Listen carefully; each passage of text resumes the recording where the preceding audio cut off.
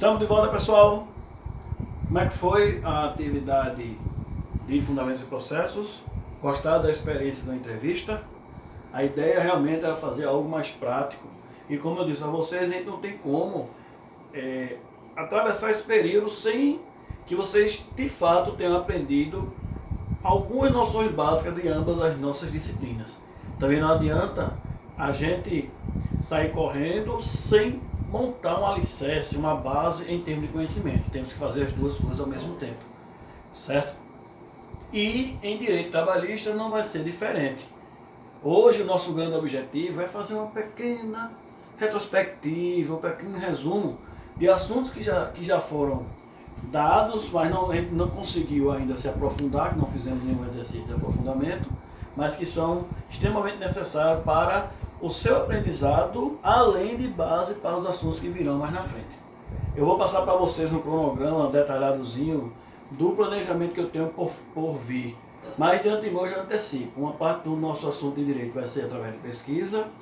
Vou montar algumas aulas online, algumas lives, as famosas lives, para a gente debater alguns assuntos, e outras partes serão através de videoaulas como esse que está acontecendo.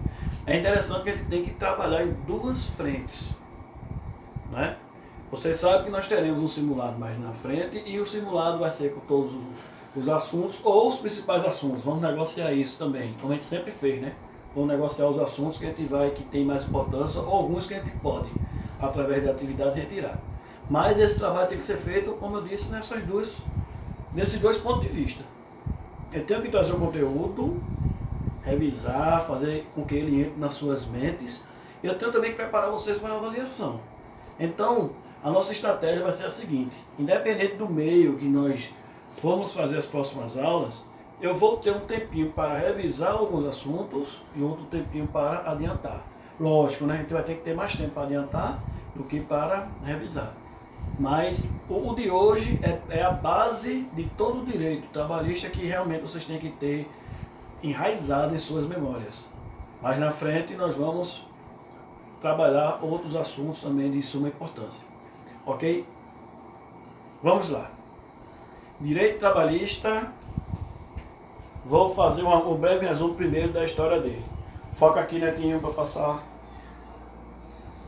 Bem, eu não posso seguir em frente sem mostrar a base do direito, né? Nós já estudamos isso, a gente não pode esquecer o que passou, porque nós somos hoje o reflexo das apropriações que temos, geração por geração, da história.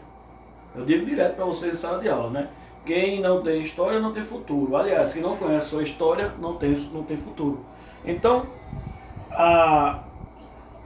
o período da autonomia do direito trabalhista começou em 1919, com a criação da Organização Internacional do Trabalho, através do Tratado de Versalhes. E esse tratado trouxe uma das bases do direito internacional, não só trabalhista, mas também de todo o contexto de direitos humanos, que reflete também dentro da parte de ética, que nós vamos estudar mais na frente. O tratado diz, de modo geral, que ele impede, em seu artigo 427, que o trabalho seja tratado como mercadoria. A partir disso, dá-se início às leis trabalhistas em todo o mundo, inclusive que a gente vai estudar aqui referente ao Brasil. Põe as leis que regem o direito trabalhista no Brasil. No Brasil, a lei que serve de parâmetro para o direito trabalhista, vocês sabem, é a CLT, certo? A CLT de 1943, do governo Getúlio Vargas, mas ela teve uma grande alteração em 2017 através da reforma trabalhista, que nós iremos trabalhar mais na frente. Põe. Como eu falei, a reforma trabalhista, que foi a lei, pode deixar aqui, Netinho, que foi a lei 13.467 de 2017, ela modificou a legislação aplicada às relações de trabalho. Com um total de 114 alterações, é possível verificar só na CLT a inserção de 43 novos artigos e a revogação de 9. Além disso, a lei que regulamenta a terceirização e algumas leis esparsas também sofreram reajustes.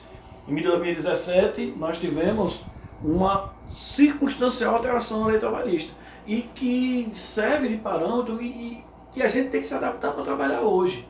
Não adianta a gente ficar só analisando o que foi bom, o que foi ruim. Tudo na nossa vida tem um lado bom e um lado ruim. Basta a gente se apropriar do lado bom e estarmos prontos para as oportunidades. Então, a reforma trabalhista, que a gente vai ver mais na frente em alguns pontos, ela tem um lado bom, principalmente para o empresariado. Como estamos estudando o curso de administração, e muitos de nós seremos empresários, né, principalmente vocês, certo?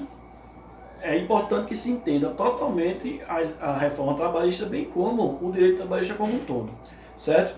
Vamos continuar. Tem muito por trabalhar ainda. E o que é direito do trabalho? Pode deixar aqui, Neto.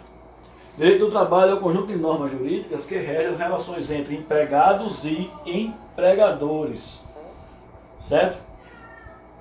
E como todas as leis, o direito trabalhista tem os seus princípios.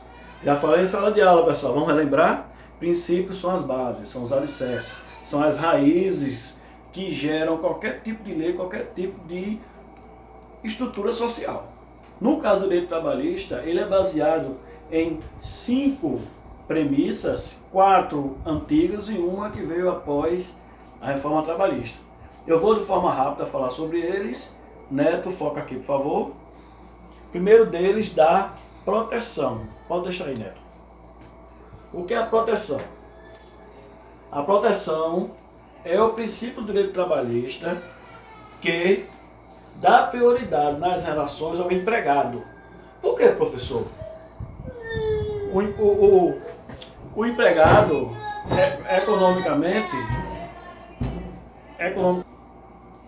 economicamente, como eu falei, o empregado ele é inferior do ponto de vista econômico em relação ao seu empregador. Porque o empregado não detém o capital, não detém os bens e serviços. Ele é a mão de obra. É a antiga guerra, entre o proletariado de um lado e o capital do outro, certo? Só que a lei, ela tem que dar uma proteção especial para o empregado para equilibrar as ações, seguindo o princípio da igualdade da Constituição Federal.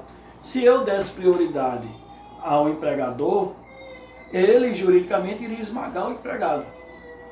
E isso vai em desacordo com o princípio da igualdade do artigo 5º da Constituição. Então, esse princípio da proteção, que é o número 1, ele traz para a gente simplesmente a perspectiva de equilíbrio nas relações entre empregado e empregador.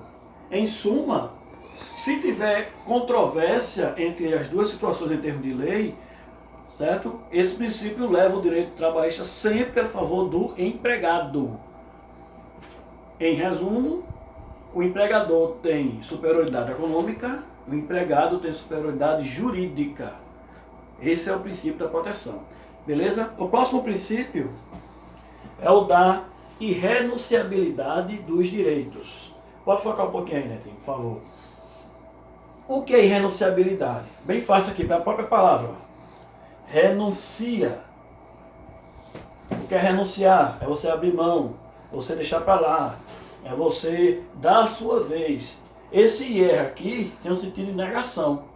Então, irrenunciabilidade quer dizer que você não pode renunciar aos seus direitos. Direitos na lei trabalhista, eles não podem ser renunciados, nem podem ser negociados e nem podem entrar em transação nenhuma, certo?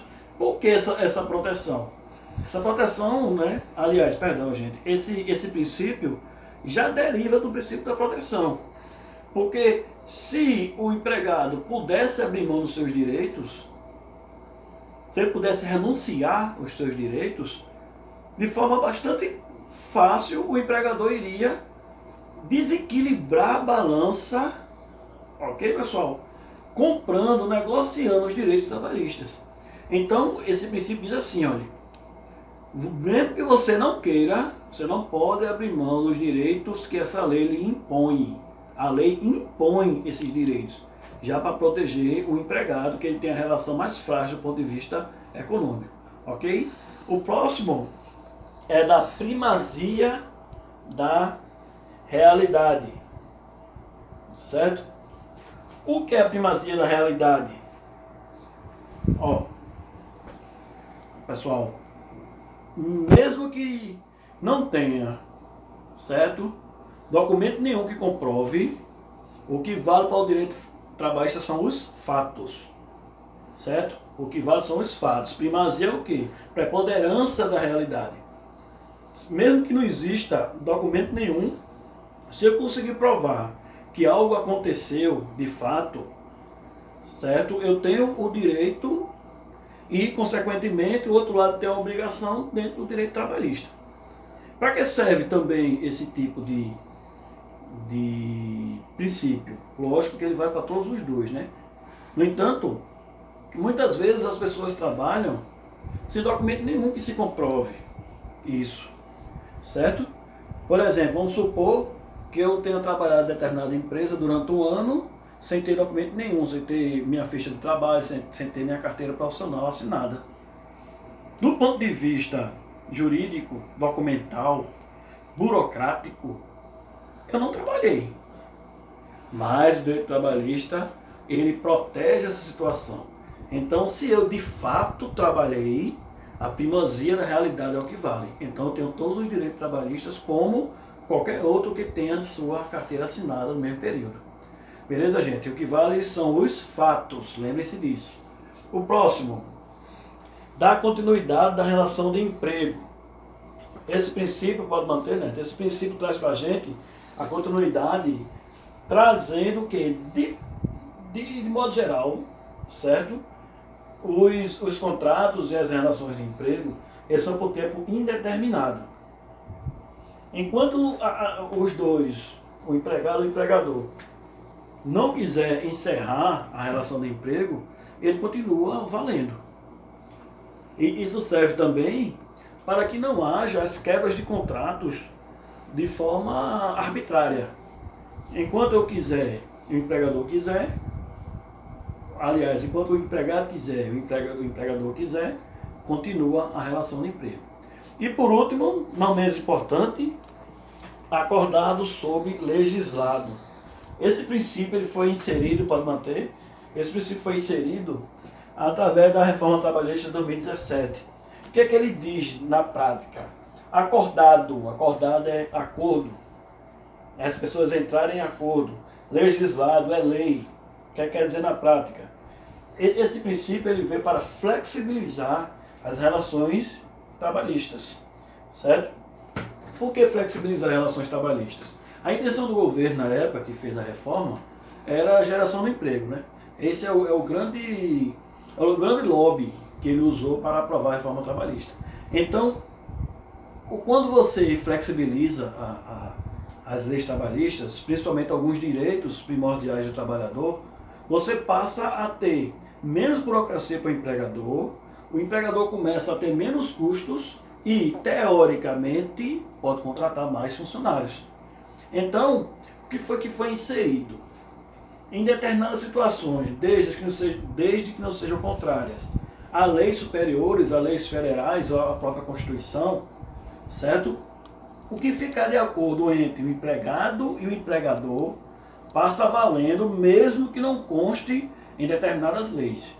Ou seja, o acordo está acima da própria lei em algumas situações.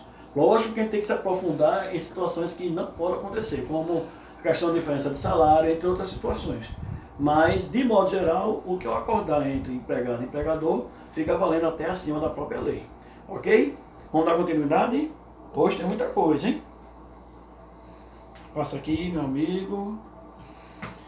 De modo geral, o direito trabalhista, ele vem da tríplice importância entre a relação do empregado ou empregador, certo?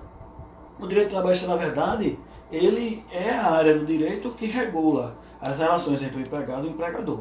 O empregado mais o empregador, ele dá o que a gente chama de contrato de trabalho. Nosso objetivo hoje é definir todos eles e entrar nos tipos de contrato antes da reforma trabalhista. Ok? Vamos dar continuidade. Aqui. Eu fiz um pequeno resumo para fazer uma comparação na questão das duas definições. Mas é importante dizer que eles estão juntos aí no slide, que meu filho vai passar já já para você, porque o direito ele tem sempre duas vias. O direito não pode ser só para um lado, nem pode ser só para o outro. Ele tem que dar um equilíbrio de forças. Quando um lado no direito ele é mais frágil que o outro, cabe a ajuda, certo? Do direito para poder equilibrar. Então, eu não posso afirmar que o direito, do ponto de vista da lei, não estou falando de justiça, estou falando de direito, o direito é diferente de justiça, mas não posso dizer que seja a favor de A ou B, certo? Mas ele traz obrigações e direitos, de certa forma, equilibrados. Vamos lá, pode passar, Neto. Quais são as características de um empregado? As características do empregado. Primeiro, a pessoalidade. Segundo, a habitualidade. Terceiro, a subordinação. Quarto, salário. Quinto, pessoa física. De forma bem rápida, ó. Pessoalidade, pessoal, ó. Pessoal, o que é que isso quer dizer? Eu não posso contratar determinada pessoa e outra pessoa trabalhar no lugar. O contrato de trabalho ele é pessoal. Quem está lá, do ponto de vista... Para pegar os dois. Quem está lá do ponto de vista do contrato, certo? É a pessoa que foi contratada em si. Existem algumas exceções, mas não são regras. Por exemplo, o professor pode, em momento de doença, mandar outro professor ficar no lugar dele. Mas isso não é habitual. Isso é uma questão de emergência. Então, quem faz o contrato de trabalho tem que prestar ele de forma pessoal, certo? O próximo é habitualidade. Foca aqui, Netinho. Habitual. O que é que isso quer dizer? Para ser uma relação de trabalho, a pessoa tem que trabalhar de forma habitual para o outro. Eu não posso ter uma relação de trabalho se eu vou para a empresa num dia e passo 20 dias para ir de novo. Isso não é habitual. Ou se eu vou uma vez, peço serviço, no outro ano que eu vou. Isso não é habitual. Isso não é o conceito de empregado, tá? Isso se encaixa em outras situações que a gente vai ver mais na frente. Subordinação. Subordinação quer dizer que para eu ser considerado empregado, ou para qualquer pessoa ser considerado empregado, ele tem que receber ordens de um empregador. Se você não recebe ordem de ninguém, você não é empregado, você é um empregador ou você é autônomo. Não é? Ou microempresário, pode ser também, microempresário individual. Então, para você ser empregado, você tem que receber ordens de alguém, isso é subordinação. Salário, a exceção das pessoas que trabalham, certo? De forma voluntária, todos os trabalhos registrados no Brasil têm que receber salários, ok? E por último, no empregado, pessoa física.